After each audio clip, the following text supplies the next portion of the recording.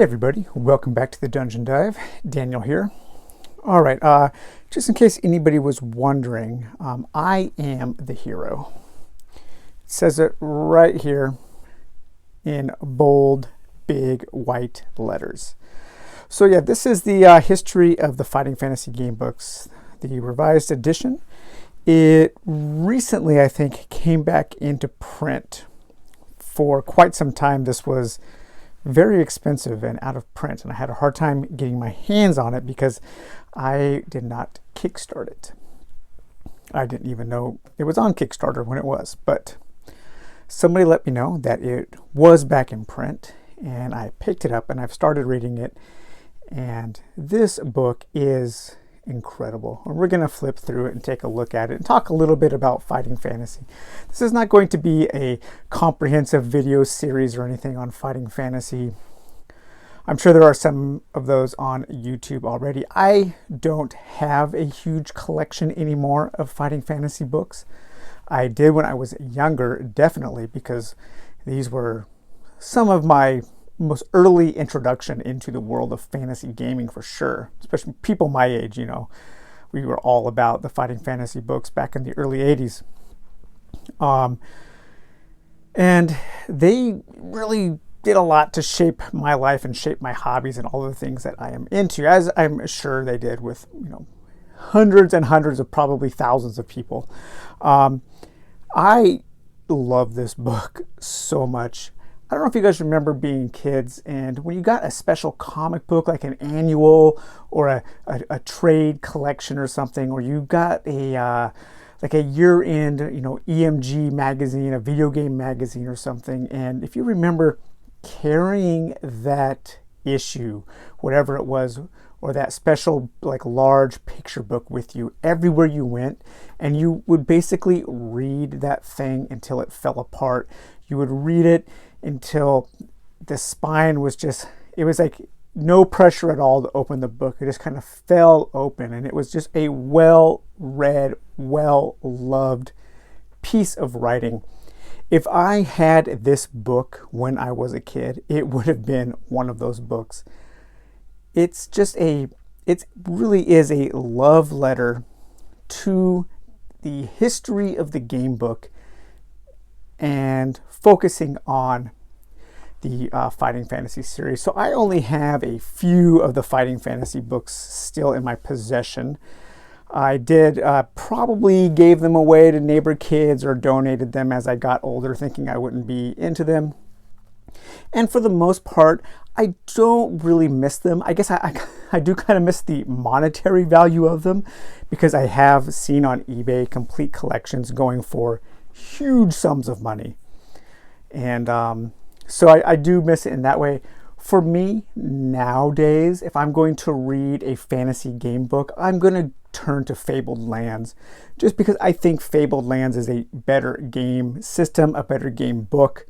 But Fabled Lands, for me, definitely does not have the nostalgic power and draw that one of the old Fighting Fantasy books have. So these are the only ones I have now, and these are the US editions, not the Puffin editions, not the UK editions. So we had different art on our editions on the covers, but the interior art was the same as far as I can tell. So the only ones I still have are, of course, the infamous Warlock of Firetop Mountain and Citadel of Chaos, which those two are always my favorite. And then this is another favorite of mine, Scorpion Swamp. But when it came to the Steve Jackson game books, the ones that I really liked were the Sorcery series. And I remember the larger trade versions with that really nice, softer art. But I recently, I think a couple years ago, picked up this new set, and they were incorporated into the Fighting Fantasy series, oddly enough. I don't know why they did that, but then they had these weird numbering. Like this was like 9, 11, 13, and 15, even though this was part 1, 2, 3, and 4 of the Sorcery series. The Sorcery was a little more advanced. You had a spell book that you could use if you were playing one of the wizard characters. And when the games first came out, you could actually buy the spell book as its own book. And famously, you weren't allowed to look at it while you were playing. You actually had to memorize the spells. And I will be 100% honest, I never did that. That was too hard. But the great things about the sorcery books are all of the art is on the inside is by John Blanche from Games Workshop fame. And he did the original covers. These covers were redone. They're not quite as good, but they're still pretty cool. So I like the sorcery books a lot. I have never read part 4. I never had part 4 when I was younger, so I need to get around to reading that. I'll probably just read the whole series again. However, when I play sorcery now, I actually like to use the app. The iPad app is awesome. It adds a map and you travel around. It's kind of like an expanded version of the game books, but it's a lot of fun. And then I also have this here, the Dungeoneer. They called this Advanced Fighting Fantasy. And this was, they were trying to make it into an RPG with a game master, although he was called they were called a director. And it's kind of, you were directing a movie for your players. I have never actually played this with anybody. I've read through the rules. It doesn't seem like that good of a game. I kind of have it just as a, I don't know, probably like a conversation piece, because a lot of people that I knew didn't know that they made a advanced fighting fantasy RPG. And then on the next video we're going to take a look at the Warlock on Firetop Mountain board game. So stay tuned for that. But today the star of the show is this just wonderful tome here, You Are the Hero by Jonathan Green, a history of fighting fantasy game books. And guys, if you don't own this yet and you like game books at all, you really need to do yourself a favor and go to Amazon right now and order it. It is just so good. So this is a revised edition. I'm not sure what was revised. It was published first in 2014. It looks like it was revised in 2017. And this was kickstarted as far as I can remember. But you get some absolutely amazing information. First, you get a nice little intro from Steve Jackson and Ian Livingstone. Get a nice background, and then you just go into the complete history of fighting fantasy with a really great focus on the art. I did want to do a video soon on, where's that book at? I don't think I can reach it. Oh yeah, the illustrated World of Warhammer book. So it calls itself an illustrated guide, and yet there are no artistic credits in here whatsoever. And that's a really, really big disservice to the artists, especially in something called an illustrated guide, especially in something from, Games Workshop and Warhammer, where the art was so important. This, every single picture, you get a credit of the artist, what it was used in. There are things about the artist, written things. It's a real celebration of the complete artistry that went into creating this incredible series. And there we have Steve Jackson and Ian Livingstone holding very old copies of Dungeons and Dragons. And you even get this little picture here of the copies they still own that are signed by Arneson and Gygax. So you get to learn a little bit about their history with Dungeons and Dragons. There's that famous picture that we've all seen of like the opening of a game, of like the first Games Workshop store with the people standing in line. So you get a little bit of a history on Games Workshop, and then you move into the actual Warlock of Firetop Mountain book. What I found interesting about this was the way that they mapped out the book, and the way that the original editor had to go in and basically create maps while she was editing. Philippa Dickinson was their editor at Penguin/Puffin. And it was very difficult for her to edit a game book because she had never seen anything like it really before, and having to make sure that there were no unintentional dead ends and that everything worked. When I was playing through these, it was Appointment with Fear. I actually found a typo. One of the paragraph, the reference numbers at the bottom of one of the pages wasn't printed. So I was unable to complete the book. And I actually wrote a letter to the US publisher, and they sent me a handwritten letter back inside a box full of fighting fantasy books. And that was amazing. That was one of my most cherished memories of my life, coming home from school and being absolutely surprised with that. And so the second books that followed up, of course, after Warlock of Firetop Mountain was Citadel of Chaos. And the original Puffin art is pretty bad. And in this book, it even says that Steve Jackson was not thrilled with the art. And Steve Jackson wrote Citadel of Chaos. Here's the US art, which I've always absolutely loved that cover. Absolutely love it.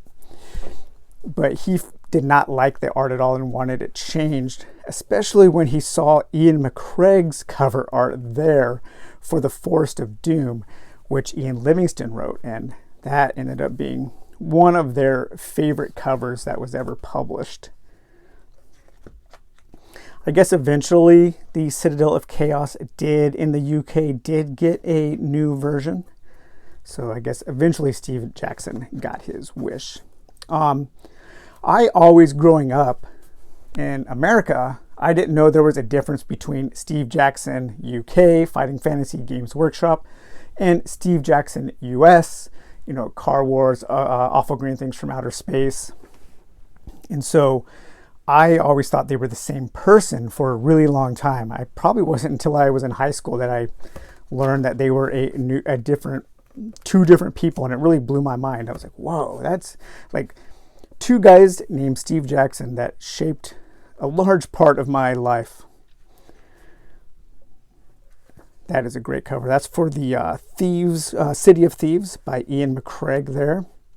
So a lot of Ian McCraig art, a lot of Russ Nichols art, I believe. Yep, Russ Nicholson. Ian McCraig and John Blanche seem to have done the lion's share of the art throughout the series. Death Trap Dungeon. I remember playing the Eidos video game called Death Trap Dungeon, and I think that actually was, I believe Steve Jackson went to work at Eidos at some point, if I'm not mistaken, or Ian Livingstone, I can't remember. But I think one of them had something to do with Eidos Interactive or Core, or one of those people who made Death Trap Dungeon and Tomb Raider. So that's the original cover to Sorcery, and that's John Blanche. No hard feelings to this gentleman who did the new covers. It says in here, who was that? Mel Grant. But that original John Blanche is sticks in my mind as being one of the all-time great fantasy covers. The negative space on the top and the colors used, just really great. And I just remember seeing that in the bookstore right there, that original cover. And then we have the original covers for the other three, or the other two, and then the Crown of Kings, which I have never even seen that in that form before. But all kinds of great John Blanche art for the Sorcery series. And then we're moving on into kind of probably the middle period of the books here. Out of the Pit. I never saw the Riddling Reaver. I never saw Titan. I don't know if those came over to the US. Demons of the Deep, definitely. That's a Les Edwards piece of art right there. Nice little map. There's a really cool collection of maps coming up. Here we go. Yeah, all of these great, awesome maps. We all love our fantasy map art for sure. And then of course we got some of those weird sci-fi ones. Starship Traveler, Rebel Planet, that was by Alan Craddock there, that art. And then we got the, of course, was it Freeway Fighter, the kind of Mad Max post-apocalyptic. There's Appointment with Fear. That's the one that I discovered the typo in, and that's kind of a superhero one. But yeah, this is just such a great book. Battle Cars. I feel like I'm going to be, I think this is kind of a book that I could read for the rest of my life and just pick up at moments, you know, when you're just kind of bored, sitting on the couch and pick it up and flip through. I never knew about this Warlock magazine before. If anybody has any experience with that, let me know. I don't think we ever had any of that in the US, but I haven't got to this part of the book yet, so I will take a look at that when we get there. Oh man, that's amazing. But yeah, this book, I cannot recommend this book enough. I am so happy that I finally got a copy. It's pretty expensive. I think it's with shipping, it's around $50, but you get nearly 300 pages of great information, great art, and just a great celebration of something that was probably important to you in your life. And you know, we don't get that kind of celebration a lot, so it's nice living in this day and age now where we are able to have these kinds of things that that really celebrate all of the great things that helped shape our lives. So yeah, that was just a real quick flip through. I just wanted to show you guys You Are the Hero, touch on a little bit about the few Final Fantasy books that I still have, the Dungeoneer RPG, and then next video coming up probably in a couple days or so. Remember, we will take a look at the not so great, spoiler alert, Warlock of Firetop Mountain board game from Steve Jackson and Games Workshop. So, all right, guys, well, take it easy and we'll talk to you later. Bye-bye.